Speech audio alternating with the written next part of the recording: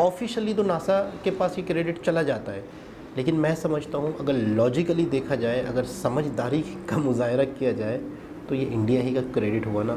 India ही ने तो पानी डिस्कवर किया। अच्छा जी, अस्सलाम वालेकुम, नमस्ते, सत श्री अकाल। उम्मीद करता हूँ ठीक होंगे, खुश होंगे दोस्तों, जहाँ रहें खुश रहें, माँ बाप का ख्याल करें, क्योंकि माँ बाप है तो सभी कुछ है। आवाज़ थोड़ी सी आपको तब्दील लग रही होगी, फ्लू का मामला चल रहा है, गर्मी का फ्लू है या सर्दी का पता नहीं है। दोस्तों वीडियो का टाइटल है नासा, आगे हिंदी, इसरो, हिंदी, नासा और ISRO who discover water on moon. NASA ने या इसरो ने, किसने चांद पे पानी ढूंढा। तो बहुत ही इंटरेस्टिंग टाइटल है, देखते हैं वीडियो को। दोस्तों, अगर आपसे पूछा जाए कि चांद पर पानी किस देश ने डिस्कवर किया था, तो आप में से ज्यादा लोग यही कहेंगे कि चांद पर पानी तो भारत के इसरो ने ही ढूंढा था। लेकिन अगर आप यही सवाल किसी फॉरेनर से करेंगे तो वो कहेगा कि चांद पर पानी अमेरिका के नासा ने ढूंढा था। लेकिन स्वाभाविक सी बात, ये दोनों ही बातें एक साथ सही नहीं हो सकती हैं। तो क्या इसरो ने चांद पर पानी नहीं ढूंढा था, या फिर नासा ने इसरो का क्रेडिट चुरा लिया? क्या है पूरा मामला और किसने ढूंढा चांद पर पानी, आइए जानने की कोशिश करते हैं इस वीडियो में। तो बने रहिएगा अंत तक हमारे साथ। लेकिन वीडियो शुरू होने से पहले अगर आप चैनल पर नए हैं या आपने अभी तक चैनल को सब्सक्राइब नहीं किया है, तो चैनल को सब्सक्राइब करना और बेल आइकॉन दबाना बिल्कुल ना भूलें। दोस्तों, अगर आप एक चीज बहुत श्योर होकर कह सकते हैं, वो ये है कि चांद पर पानी चंद्रयान-1 मिशन के दौरान ही ढूंढा गया था। जी हाँ दोस्तों, क्योंकि इसी मिशन में नासा और इसरो दोनों के ही इंस्ट्रूमेंट्स को चांद पर भेजा गया था।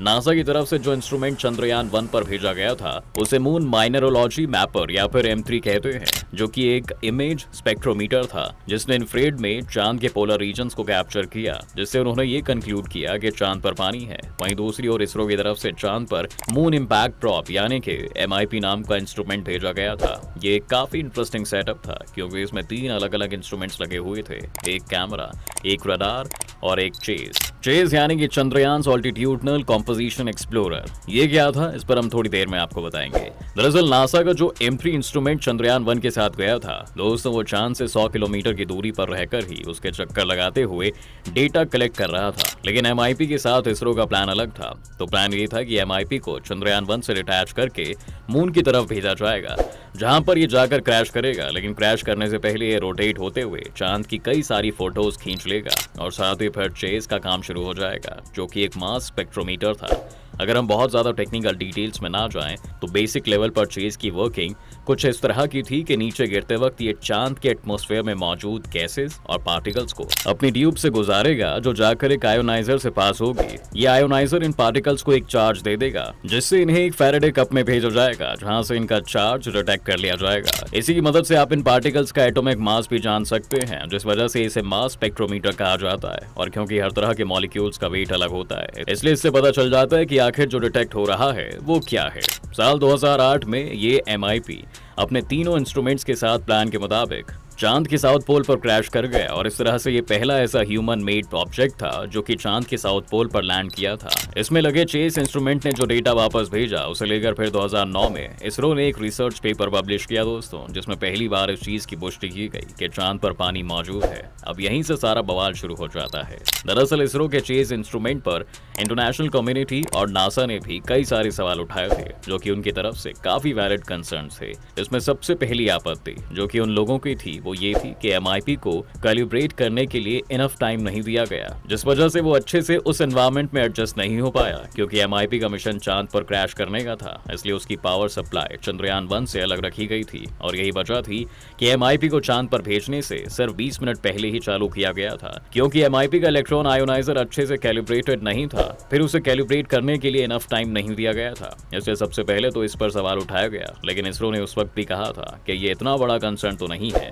क्योंकि ऐसे इंस्ट्रूमेंट्स को कैलिब्रेट करने के लिए स्पेस में अलग से इंस्ट्रूमेंट ले जाने पॉसिबल नहीं थे।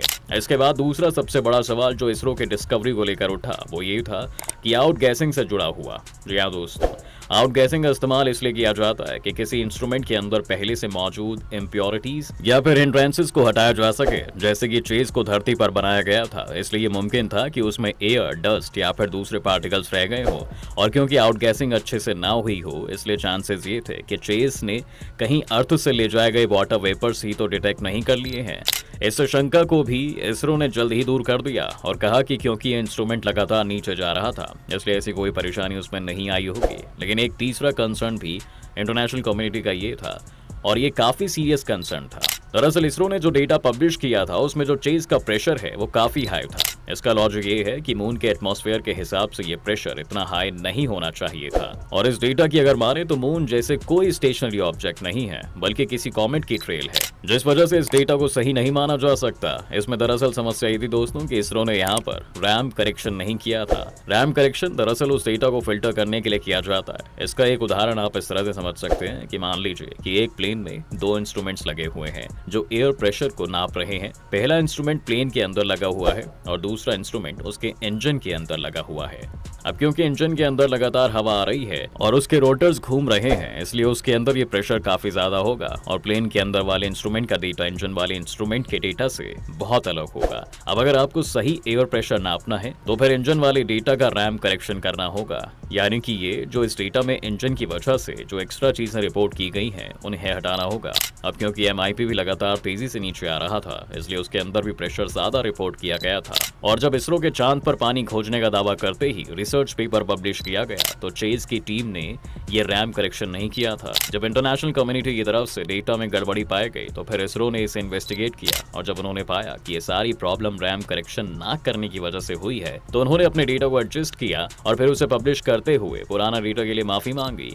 ये एक बहुत ही बड़ी वजह रही दोस्तों जिस वजह से इसरो की जगह नासा के M3 को चांद पर पानी ढूंढने का क्रेडिट मिल जाता है, क्योंकि चाहे उन्होंने इसरो के बाद अपनी रिसर्च पब्लिश की लेकिन उनके डेटा में इस तरह की कोई परेशानी नहीं थी। अब जब आपके सामने पूरा केस खुल ही गया है तो सोचने वाली बात यह है कि अब आप चांद पर पानी होने का क्रेडिट किसे देंगे, क्योंकि एक तरफ तो इंटरनेशनल कम्युनिटी की बात भी बिल्कुल सही है कि इसरो ने गलत डेटा पब्लिश किया था जिसे उन्होंने बाद में सही किया, जबकि M3 का डेटा बिल्कुल एक्यूरेट था। लेकिन वहीं पर आप ये आर्ग्यू कर सकते हैं कि इसरो के इंस्ट्रूमेंट में कोई कमी नहीं थी, बल्कि उसने जो डेटा भेजा उसे हम ही सही से प्रोसेस नहीं कर पाए। लेकिन इसका मतलब ये नहीं है दोस्तों कि डेटा गलत था या फिर इंस्ट्रूमेंट में किसी तरह का कोई फॉल्ट था, और यही वजह है कि इसे लेकर इतनी कंट्रोवर्सी बनी हुई है। इसरो के चीफ एस सोमनाथ का हाल ही में एक इंटरव्यू हुआ था जिसमें उनसे यही पूछा गया कि चांद पर पानी किसने डिस्कवर किया था, तो इस सवाल को उन्होंने इसी तरह से टाल दिया कि इसका जवाब जरूरी नहीं है, बस इतना ही कहा जा सकता है कि चांद पर पानी चंद्रयान 1 ने डिस्कवर किया था। लेकिन इसरो चीफ ने जो भी कहा हो, ये बात अब पक्की है कि इसरो भी अब चेज के डेटा और चांद पर पानी की खोज के क्रेडिट को लेकर काफी असमंजस में है। इस बार जब इसरो की तरफ से पिछले चंद्रयान मिशन पर प्रेजेंटेशन दी जा रही थी तो उस प्रेजेंटेशन में भी इसरो ने चेज की बजाय M3 का ही डेटा शो किया था। एक तरह से हम ये भी मान सकते हैं दोस्तों कि इसरो अब इस कंट्रोवर्सी को ज्यादा लंबा नहीं खींचना चाहते हैं, और उनका ऑफिशियल स्टैंड यही है कि उनका कोई ऑफिशियल स्टैंड ही नहीं है, वो बस अब अपने अगले प्रोजेक्ट पर फोकस कर रहे हैं। वहीं अब सवाल ये भी उठता है कि अब भारत के नागरिक इस इन्फॉर्मेशन को किस तरह से ले लें। वैसे तो ये कहा जाता है कि साइंस किसी देश का नहीं होती, वो पूरी मानवता की होती है, इसलिए इस बात से कोई फर्क नहीं पड़ना चाहिए कि ये डिस्कवरी किसने की। और इतिहास में भी ये देखा गया है कि जब दो इंडिपेंडेंट पार्टीज एक ही डिस्कवरी या इन्वेंशन करते हैं तो उसका क्रेडिट या तो उसे जाता है जिसने पहले उसे पब्लिश किया हो, या फिर दोनों ही के बीच में उसके क्रेडिट को शेयर किया जाता है। इसलिए आप ये खुद डिसाइड करिए कि आपको क्या लगता है कि इस डिस्कवरी का क्रेडिट किसको मिलना चाहिए, और साथ ही अपनी राय हमें कमेंट्स में लिखकर जरूर बता सकते हैं। उम्मीद है दोस्तों आपको आज के इस वीडियो में काफी कुछ नया मिला होगा। अगर आपको ये वीडियो पसंद आया है तो वीडियो को लाइक करें, और अगर आप इस चैनल पर नए हैं तो जाने से पहले चैनल को सब्सक्राइब करना बिल्कुल ना भूलें। जी जनाब, बहुत बहुत बहुत इन्फॉर्मेटिव वीडियो थी, बहुत काम की बात, बहुत ही पते की बातें पता चली इस वीडियो में। और मैं कहूँगा कि हर शख्स को ये वीडियो देखनी चाहिए ताकि क्लियर हो जाए इशू क्या है, मसला क्या है। मुझे अभी तक ये इशू क्लियर नहीं था, इस वीडियो की वजह से मुझे पता चला, मुझे बहुत खुशी हो रही है। अच्छा, मैं ये समझता हूँ कि क्रेडिट किसको देना चाहिए, नासा को या इसरो को।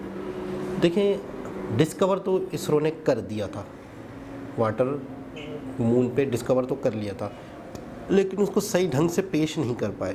ठीक हो गया, नासा ने भी किया, नासा ने सही ढंग से पेश किया, तो ऑफिशियली दुनिया नासा का मान रही है कि नासा ने ये डिस्कवरी की है, नासा ही ये इसका एक तरह से क्रेडिट लेके जा सकता है। तो ऑफिशियली तो नासा के पास ये क्रेडिट चला जाता है, लेकिन मैं समझता हूँ अगर लॉजिकली देखा जाए, अगर समझदारी का मुजाहरा किया जाए तो ये इंडिया ही का क्रेडिट हुआ ना। इंडिया ही ने तो पानी डिस्कवर किया। अच्छा, जब उनकी जो कैलकुलेशन है वो थोड़ी सी वीक थी या जो भी था, तो वो भी तो इसरो नासा के काम आई होगी। उन चीज़ों को भी तो नासा ने अपने मद्देनज़र रखा होगा, उन चीज़ों को भी तो एक जहन में रख कर मज़ीद रिसर्च की होगी तो मज़ीद कैलकुलेशन सही ढंग से पेश की गई।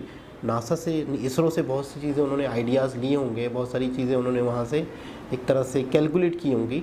तो मैं ये समझता हूँ कि अगर क्रेडिट देना चाहिए, अगर इंटरनेशनल लेवल पर चीज़ों को मतलब है कि सही तरीके से सही बंदे को अगर क्रेडिट देना चाहिए तो इसरो ही को देना चाहिए।